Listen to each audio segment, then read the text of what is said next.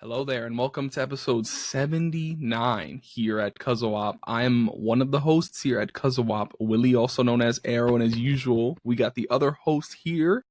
It's IB. What's good with you, man? Isaiah, we here, baby. Episode 79. Episode 79. It's X-Men Day. Right, X-Men Day, and for episode 79, we're here to talk about X-Men 97. You see what we did there? We had the... Yeah. So, at the same time, we dropped an episode for all the X-Men movies in preparation for Deadpool and Wolverine that dropped today. And so, at the same time, we were like, "Yo, how are we gonna just talk about these X-Men movies in prep for the movie?" But like, there's this huge X-Men release earlier this year that we haven't talked about. Let's just hit them with a double drop to celebrate the X-Men this week. So, two on top of your dome piece, and it's too grand. If you've been paying attention to Comic-Con at all this week, you know that X-Men and the mutants are a very big deal. So why would we not make it a big deal here at CUZZO-OP? Come on. Exactly. Plus, we had the deal. You were like, "Yo, we need to talk about Invincible," and I said, "All right, I'll trade you Invincible for X-Men 97." And so, in fact, I'm pretty sure what's funny about that is that I watched both of those shows before you finished either of those shows. Well, no, Invincible, I had hit Invincible. Did you watch it before me? I believe so, yeah. Well, I definitely finished this before you. I know that. Oh. That's on my mommies. And it was because, and I don't know if this was what you were going to jump off with, though. Can I tell them how? Can I tell them?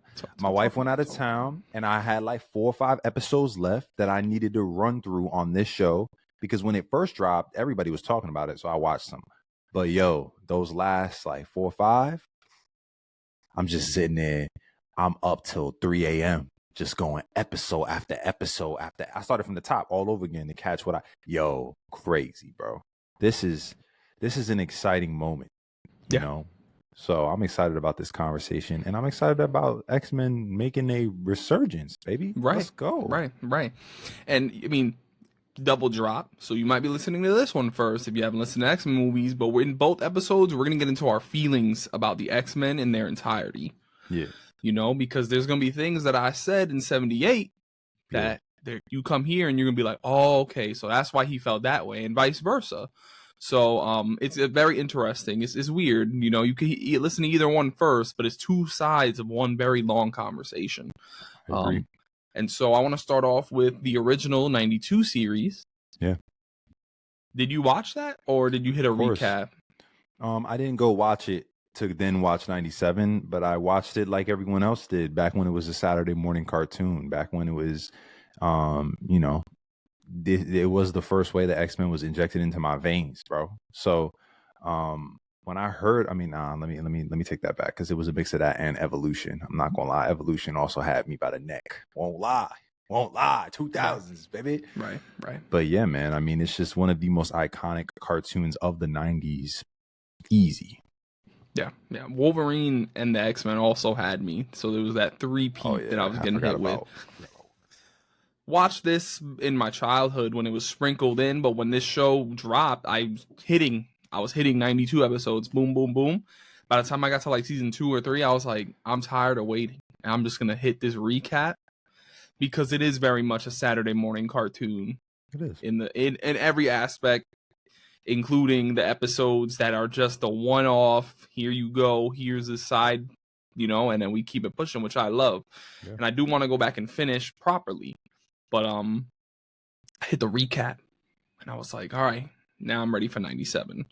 So, I appreciate that 92 show for what it was, and even though that X-Men 97 is a continuation of it, I'm here to say it is not anywhere near the same in terms of almost anything. Not at all. Characters, absolutely, they are the same. But overall, yeah. So yeah, I think what I love about this show in regards to what we're talking about right now is that it found a way to be something new and refreshing while also paying utter homage with just its existence, and it's very rare that something like that happens. We've talked about this again and again here at CUZZO-OP. We're in the time still on the back end of a lot of remasters, a lot of remakes, a lot of old IPs and ideas being, just kind of cashed in on for what we know will get a popular response. This could have been that, but it was not that. It was not that. Right from the marketing, bro. When I saw the marketing for this, they knew exactly who they were making this show for. They knew exactly who they wanted to sit there and pull on the nostalgic thoughts of. They did it very, very well. It was intentional, man. Right, right. And so, I mean, I just want to kind of dive into, I mean, for starters, I want to talk about the easy things to get out of the way, right? So I want to start off animation. I mean, the show takes the interesting approach to say, like, in my opinion, what if the 90s, what if we kept that style with today's technology and like movement and smoothness?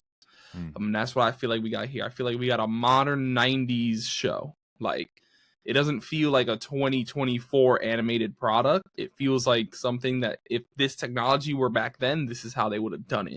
Yeah. And I thought it was great. I thought it made it look interesting. And there were some sequences where I was just blown away. Absolutely. You know, and I'm not here to talk smack about other things that come out this year. You know what I mean? But like, I see this and I do wonder, Amazon couldn't do this for Invincible? Like style, I get it. Talk about it, bro. Talk about it. There's style. Everybody uses a certain style, but even then, it feels like there are some things over there that I'm like, we know Amazon is one of the biggest companies, so couldn't they, if they wanted to? And I guess they don't want to, because then I'm looking over here and I'm like, they're cooking. There are sequences that are even 5 seconds long that I'm like blown away by. So there are some special moments that like we're gonna hit, but animation wise, I think of anything with Nightcrawler or like Scott or episode 5 is just something we're hitting. Solo, stupid, yeah. They could. Yeah, I think the difference between, and I'm not trying to come against the people who make Invincible at all, but since you brought it up, might as well go crazy. You know what I mean? F y'all. No, I'm just kidding. But I think there's passion in this project. I think there's a lot of passion in this project. And that goes back to the homage point, you know. Bo, the guy who executively produced this show, you know, we know he got a little sketchy something before the show came out. We know he ain't coming back for season. We don't know. I don't know. I'm not gonna say nothing. He did the work that he needed to on season 2 is what I'm hearing, but season 3, that's news. So I don't. Good to know. Good to know. But in regards to the heart of loving these characters, loving that Saturday morning experience of watching the 92 to 96, 97 really seasons of this show, you could tell there's just love and passion in everything that's done here. You know what I mean? Versus something like Invincible, where it does feel more like, okay, you took comic book and you put it into and again, this is somebody who I liked the animation over there. So let's not make it too much about that. But I just do think passion is the big difference here. There's a lot of love behind this. Right. And I felt that a lot, man. I felt it a lot. Me just bringing that point up, it's purposeful in the sense that the way Into the Spider-Verse changed the way some of these animated movies have been going since 2018. I think X-Men 97 is a brilliant showcase of both style and execution, because sometimes your style is executed poorly and sometimes a very good quality product can look boring because it looks like everything else. And I think here was a brilliant way to showcase both style and a very solid execution. So this show, stunning in almost every aspect. There's not one time on the screen where I felt this was a lower end thing. Not at all. You know, shout outs to all of the artists, the production designers, the everybody who produced, you know, and this is also one of those things where writing and art came together, you know, and that's what a comic book has the opportunity to do, right? Like you literally see words colored and drawn on a comic book. So when you watch a show like this, where it's an animated opportunity to see these characters that come originally from the comics come to life, being able to hug those two, you know, what's being said and what's not being said, the subtext of the show. There's a lot of mature subtext done through the animation in this show. And that again comes something like you know, Magneto standing in the the United Nations, if I'm not mistaken, it was the United Nations hearing, and he's in his chains, and you just see the paparazzi's camera flashing. You know, the mutants are a thing that have always been something to look at and create judgment on. And that's all said through one scene, 5 seconds, paparazzi snapping pics, he's in chains. They do stuff like that, and it really does go a long way. It does. By the time you get to the end of the series, of the season, it's like, whoa, you've spoiled me. I'll never be able to enjoy something like, if Invincible don't get you right, bro, we're spoiled. We're spoiled now. They've ruined it for us. They done effed us up. That's really what it is. Even your background right now, you know, for those who don't know, that's, I believe, a picture of Cyclops is supposed to be behind where you are right now. See? And that sequence from the show, stunning. It was a stunning sequence to look at. And I mean, even with the movies that we speak about in our episode 78, you know, there are certain things that when it comes to mutants, you need to get the look right because of the diversity in their powers. And this show showcased Nightcrawler, Cyclops, Storm, even Gambit, Magneto, also excellently in ways that you don't typically see nowadays. Yeah. They killed that. They did, man. And not to mention, it's 90s. It's 90s feeling through and through. You know, it reminds me of one of the best moments is when they're all on the court playing basketball with each other, and you just see the fits they're all throwing. You know, you got Storm in her pink crop top with the you know, and then you got Gambit shirtless with the ripped jean shorts with the bandana. Like, you see this 90s feel, and you're entering into that space with these characters and with you as a kid, remembering what was hot back then, you know? So they really did a good job, man. They really did. There are moments when you're watching and you're like, it looks like the old show, but you know it's not. Yeah. Like, there are certain frames, some photography where you're like, is this the old? No, it's not. The shading's a little, but they cooked on that, bro. They cooked on it. Yeah. Such a good, and it's moments like this where you're like, if I were a billionaire, would I have them go back and animate that old show to look like this? Who knows? I don't know. Acting. I think all of the actors did a fantastic job. Easy. You know, they've had to replace some actors or change up actors from the old series because they were like, yo, your character ain't gonna make it long, so we're gonna switch you to be, you know, still a part of gang. You know, I always shout out this particular actor because I just like to see wherever he pops up. He was in Invincible. Ross Marquand, I believe is how you say his name. Voices Charles Xavier here. He was Red Skull in Infinity War and Endgame. Oh, yeah. Aaron from The Walking Dead. Fantastic. And also Ray Chase as Cyclops. He's the English dub actor for over on JJK Sukuna. So, I mean, I could hear Sukuna at times through Scott's dialogue, but everybody did fantastic. I know Jennifer Hale's a part of the cast as Jean Grey, and she's an icon amongst, like, voice acting just in general. Yeah.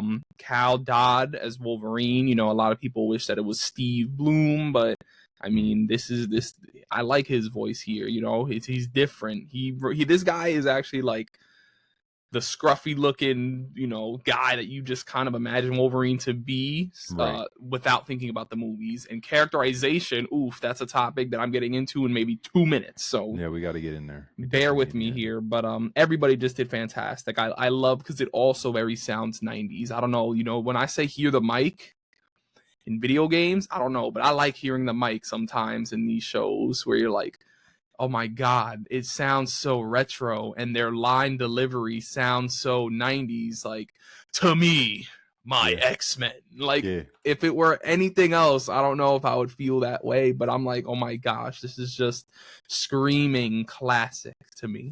Yeah. And it was great. I really enjoyed Mr. Sinister. Mr. Sinister, I forgot who he's voiced by. I think it's Chris Britton. Yeah, this guy Chris Britton is also, you know, if you saw him, you'd be like, oh, I've seen you in a couple things. But he also is the voice of the English dub for Light's dad in Death Note, which is obviously, we talked about Death Note a little bit in our 101 getting into anime last year here at CUZZO-OP as well. So, you know, it's just cool to see the animation has its own little group of people that are they're repeat killers. You know what I mean? They come through and they kill and they get typecasted, but it's almost like good typecasting because it's, the strengths of a certain character. I mean, that dad is very commanding and kind of like dark in his own presence. So to see Mr. Sinister come and be the menace, as soon as you hear his voice, bro, you hear his laugh in this season, you're like, oh snap. He really came back from the 90s to terrorize me like I used to have nightmares of this dude's voice type deal. So yeah, man, I just think voice acting wise, there was no one that I could say, you hear the mic. There's no one that folded. I felt like every single piece of the voice acting played the way it's supposed to. So right.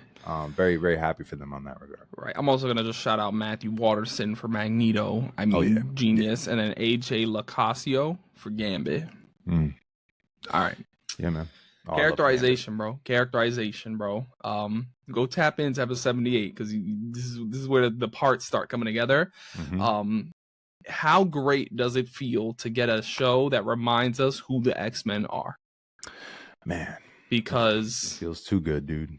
20 years of live action things, then changing the way the X-Men are perceived through animated shows, video games, and other areas like that.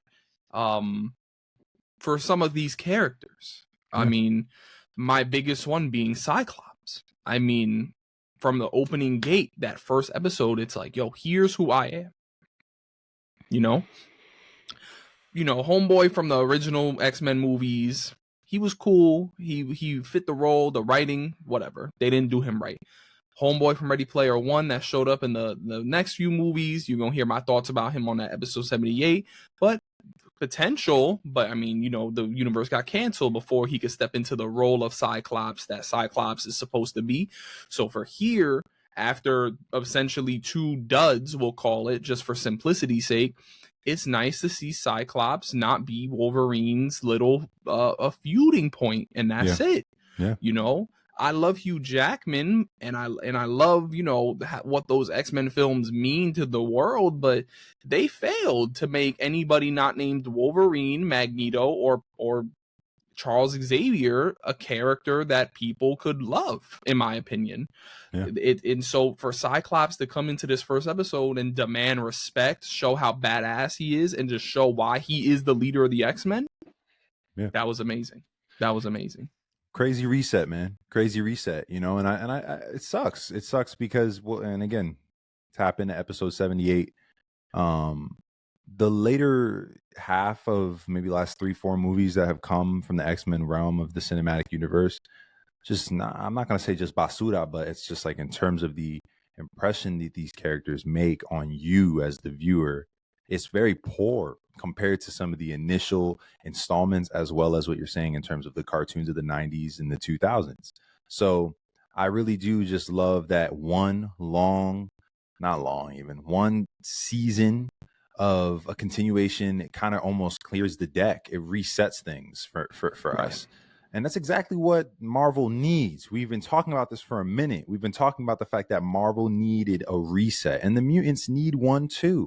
Yeah. Especially if we're going to go ahead and introduce them in a cinematic way. It's like, I want the characterization of these characters to be plight and difficulty, but a burden to do the right thing. Pure concept. I want it to be well established. And I think that they establish it very, very well, continuing where they left off while also establishing new things through these characters within this season. Every single episode. And yeah, man, characterization out the wazoo. I agree big time. And I also like how it's not just Cyclops, man. We go to all these characters, and I feel like almost every character got a little piece. It almost felt like the Bear season 2. What's going down? Everybody got a piece, bro. I'm just saying, Cyclops arguably had a lot of damage done to him by some of these films. Sure. Because Wolverine was always the popular one. Even before the Hugh Jackman, it was always Wolverine, Hulk, and Spider-Man. They are the Marvel big 3. I'm not hearing Iron Man. I'm not hearing Captain America. I'm hearing Hulk, Wolverine. But Cyclops, he was dug. He was about to hop in the grave forever. And this one brought him back. Yeah. Wolverine, people right now, they have an issue with this series because they feel like he's not the character they know. And what if I were to tell you he's the character who he's supposed to be?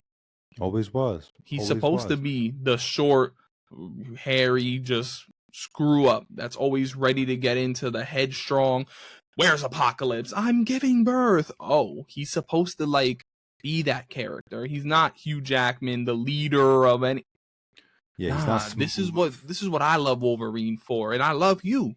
This is what I love Wolverine for right here. Just a shing and then gets tossed because he's not thinking very well. He's just muscle. So I didn't have a problem with Wolverine at all here. I loved Magneto. I loved Charles for the time he was around. Everybody. Yeah, I thought Magneto was just fantastic in this entire series. Man.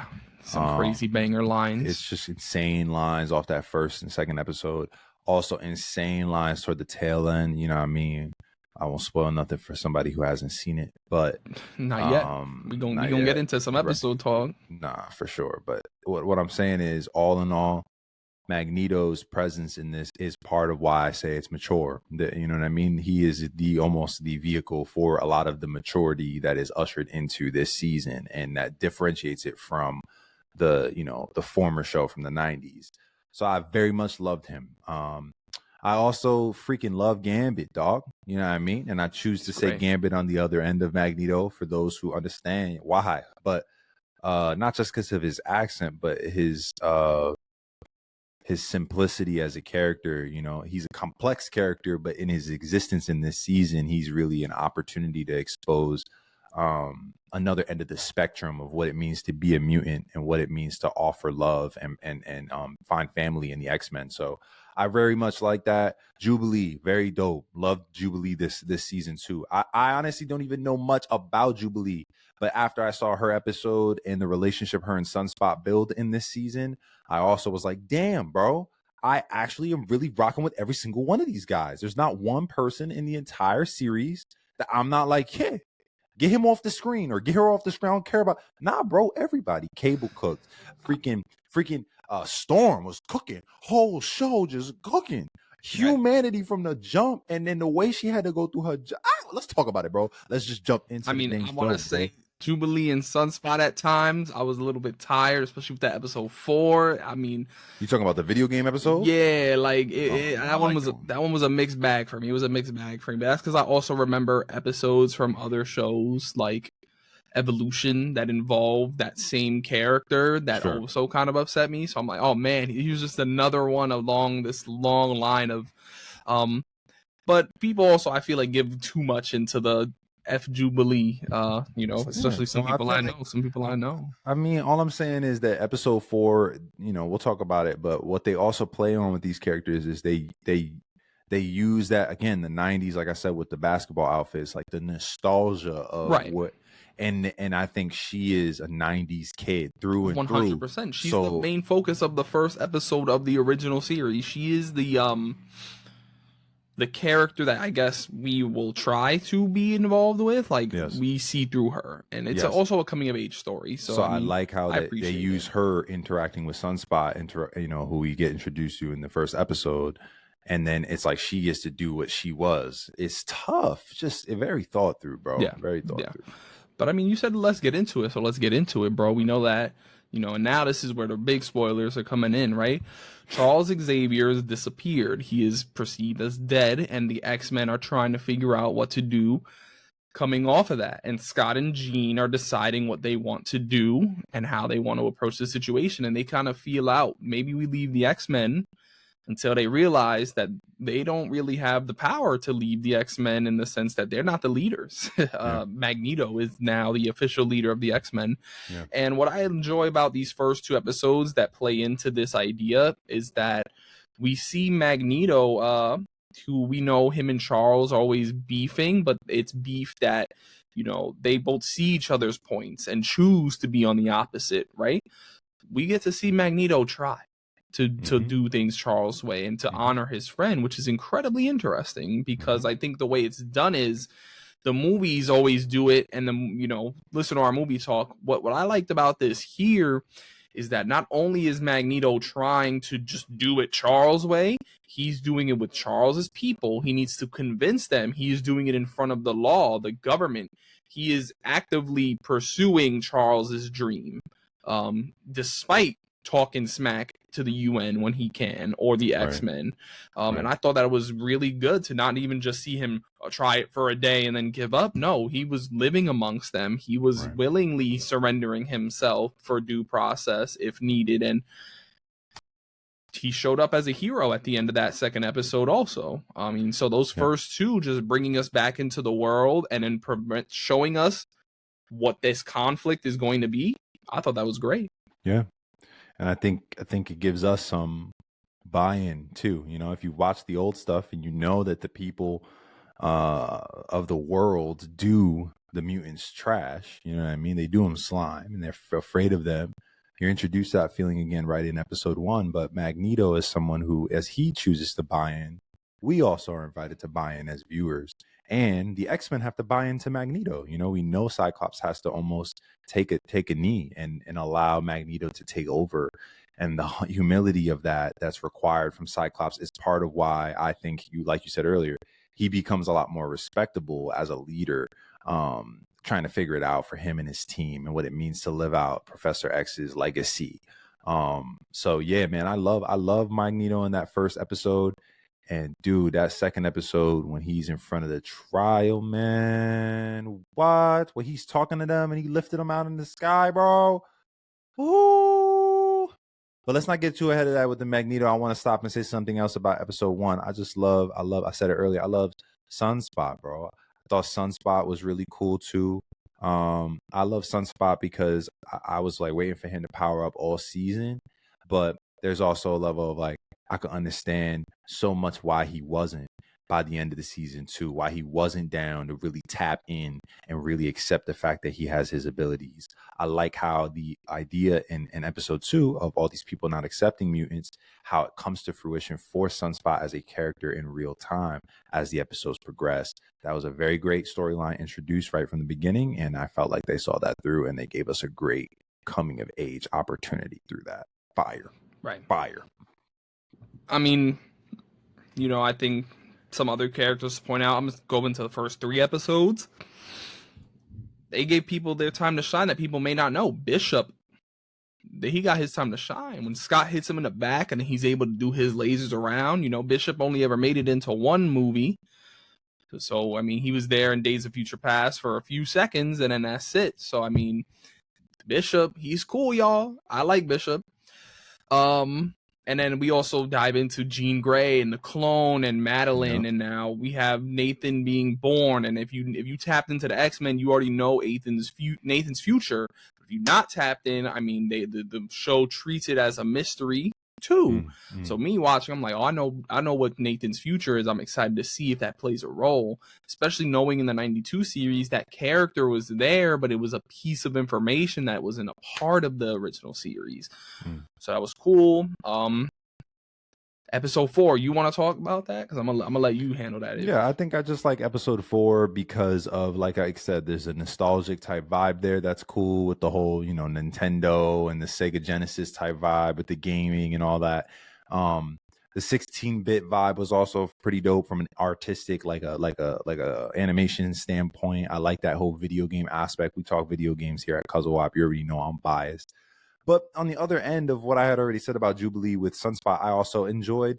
I loved the Storm getting together with Forge. I liked that life death part 1 introduction. This idea of who is she without her powers, and having to go on a journey to discover that. You know, she goes deep into the West for that. She's actually in Texas, which is mad funny.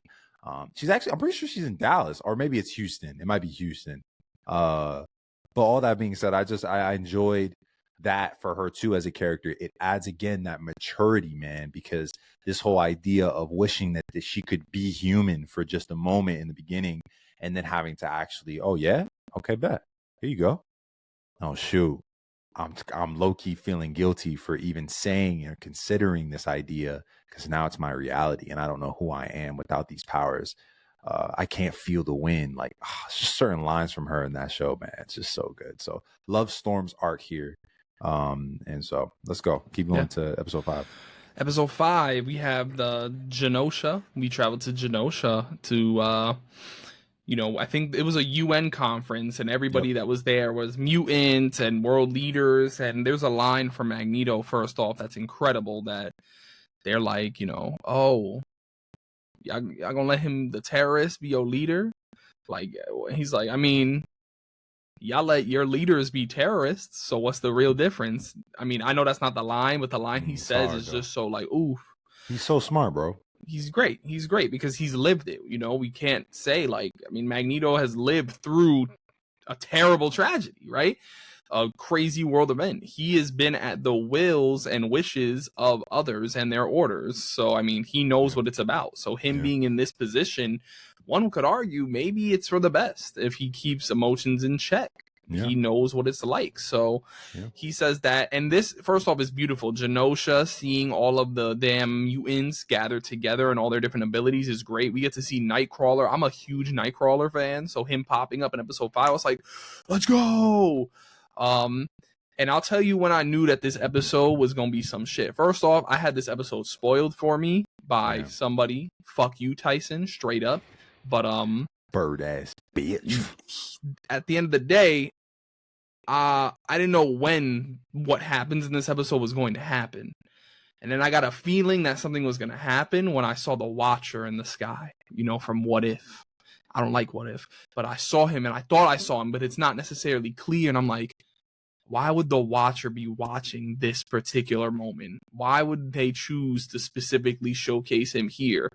And the party's going off, and then you see Madeline staring out into the distance, you know, after Charles's dream was realized, humans and mutants coming together and being in one. And Cable comes running up, stop the music. And, you know, the dude from the future's here. You're going to start feeling like, oh, shit. And then Trunks. Right. What happens is next is brilliant. When he disappears and then the light flashes on Jean and then it cuts to black and then it just does the and the different cuts to all the destruction. What an episode. So crazy, what an episode. Dude. And I believe what's his name? Bo? Yeah, Bo. He was tweeting online about how this episode for him felt like he wanted to bring 9/11. He wanted to bring what that felt like to the show. And I mean, damn, bro, just the bodies and then having all the survivors come together and then forcing their way to fight the massive Sentinel is just crazy. Beautiful moment. Nightcrawler popping off, Rogue, Magneto, the little boy that Magneto promised, and then seeing that connection, and you're like, oh shit, believing Magneto died, but then also getting the death of a huge character. Gambit was just, it was crazy. And then the after effects with the X-Men in the mansion watching the news definitely feels like some post 9/11 like you know, he, no matter what side you're on, you can know that this is tragic. And the showing ending off the episode with Rogue holding his body, knowing that she can't touch him, so she's holding him and says, I can't feel you, which is what she has said to him earlier. Genius. Episode 5 was a brilliant episode. Brilliant. And I love that too. I loved Rogue in that. I love the decision to make Rogue and the love that she feels for Remy, while also having the connection to Magneto, considering taking this throne of power through this relationship, finding all that. I thought that maybe it would be too much in light of everything, but it isn't. It's like a perfect sandwich of content so that you understand on the back end of these next 5 episodes on the second half of the season, what it is these characters carry with them. This was the episode for me for Gambit, bro, where it was just like Gambit is really that guy. You know what I mean? Right. Like he just, the way he decided to do what he did, and he fought, and he's going, he's taking this L, but he knows he still loves her, so he's going to put the fight up, and it's just fire. The whole thing was just straight fuego. You know what I mean? Right. And so, yeah, man, I mean, I'm pretty sure it's the highest rated, if not, it's the highest rated episode, if I'm not mistaken, of the entire season, which makes lots of sense. They did a great job on that one. Yeah. And I mean, so just going into the back half altogether, we have the consequences. Magneto comes back, and I mean, he tried it Charles' way, it didn't work, so he's now Magneto that we're used to. Right. Calling upon Rogue, who's now in depression after Remy's death. She tried to kill someone. He turned out to be a robot, but she went that extra step. She was going crazy. She went dark mode. Sunspot, I think, went along with Magneto too after his family and all. Yep. To see them go back and forth, Charles come back into the fold, and people look at him and tell him, "Yo, where were you, bro? Like, we needed you." The rest of the season is just a fallout of that dream being realized, even if it for only a moment.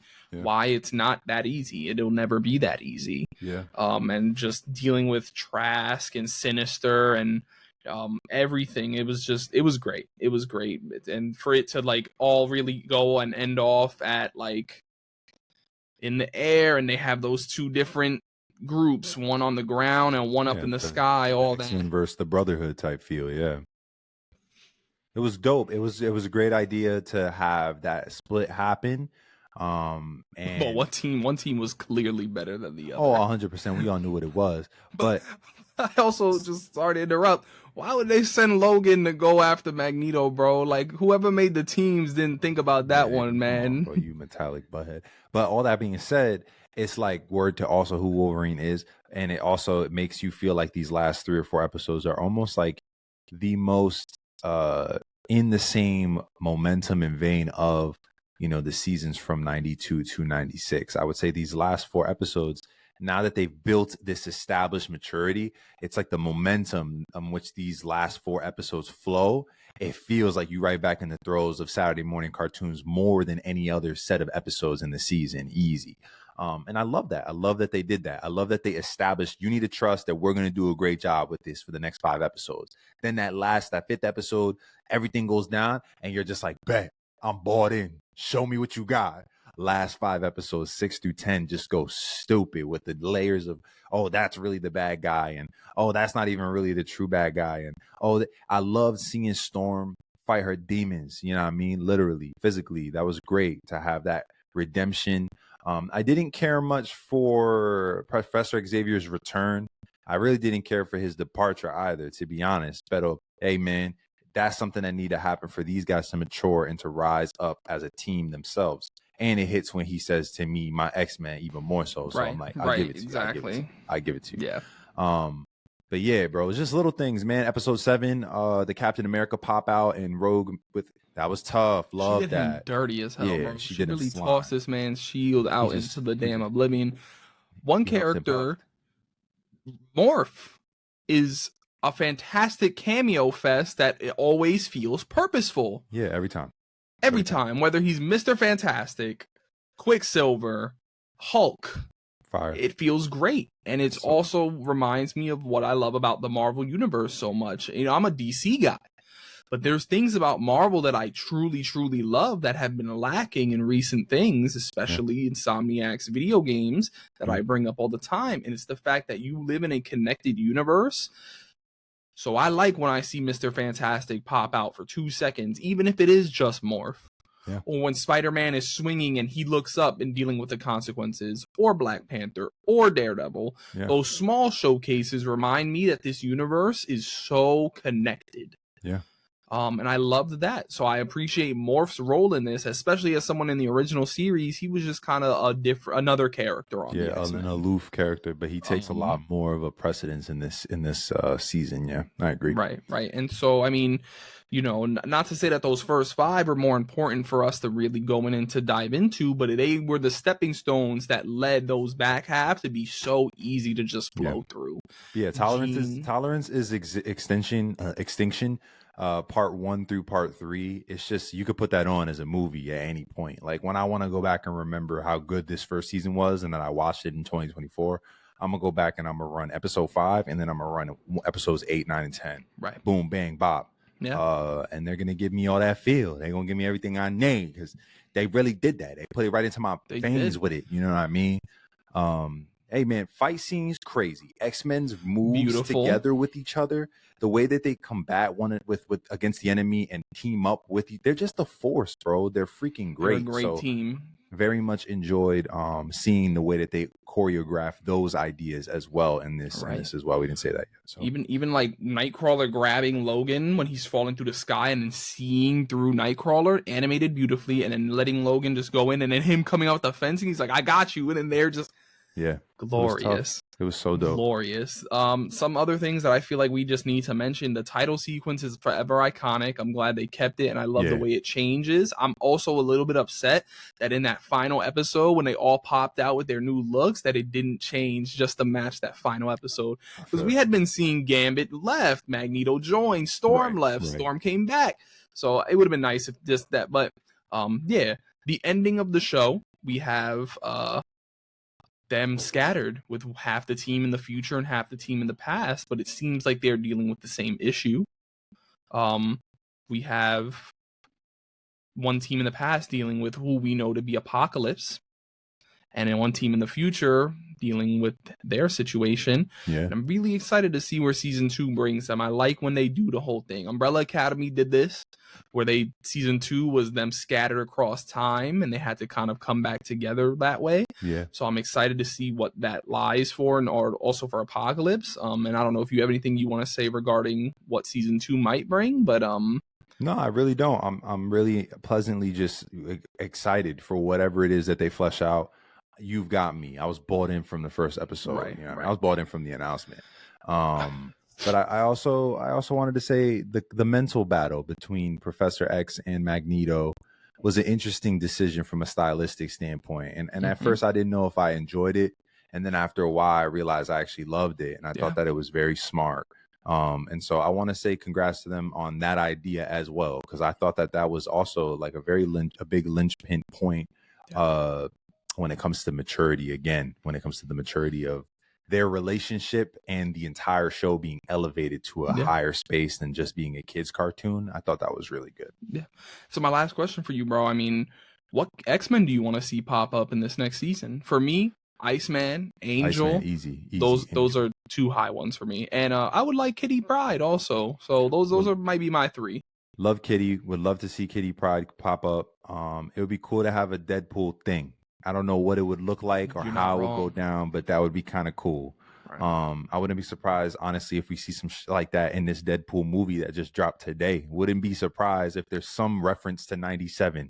I wouldn't. It's all on the table right now. So I'd like that. And maybe a villain. Yeah, I'm trying to think of. I mean, I want to see Juggernaut. You know what I mean? I think I like Juggernaut. I like Toad. I like all those guys, man. The classics that you used to like fight. I want to see MODOK pop up as somebody who they have to interact with. That'd be sick.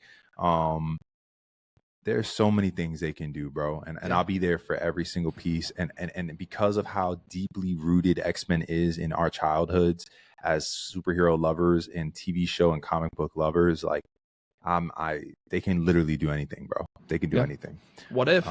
What if, baby? Look over here, bro. Look over here. This is how it's done. That's right. They cooking. So put that other ish away and give us some actual plausible ideas, please. We need it.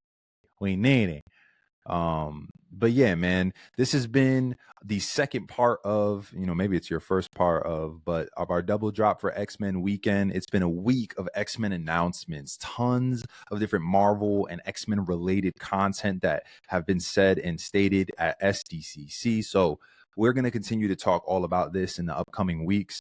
I myself have bought my ticket to go see Deadpool and Wolverine for Sunday, this Sunday, 2 days from now. I'm very much excited. I saw it this morning, so. And Willie already saw it, so, it's love. But we are excited to talk about that one in the upcoming weeks as well. And we're excited for Marvel in general. If this is the life, the restart to their lives as a franchise and as a universe that needs to happen, then bet we're here. We're going to buy in for it. And I'm excited for a 2025 where we see some true DC versus Marvel type duking. You know what I mean? I'm very, very pumped. So congratulations to Bo, whether you involved or not. This was a beautiful thing that you were able to do here. This is incredible. And shout outs to all the Disney Plus team, because Disney Plus gets a bad rap for a lot of things that they do, but this is one of those things that they should not. They should get a lot of love for this, and they should definitely get some Emmy nominations for it too. I don't know why they wouldn't. You know what I mean? But we thank you for tapping in for another episode of CUZZO-OP. We've got lots more coming your way, so please subscribe, comment down in YouTube if you have any thoughts about X-Men 97, how it made you feel, some of the nostalgic memories you might have.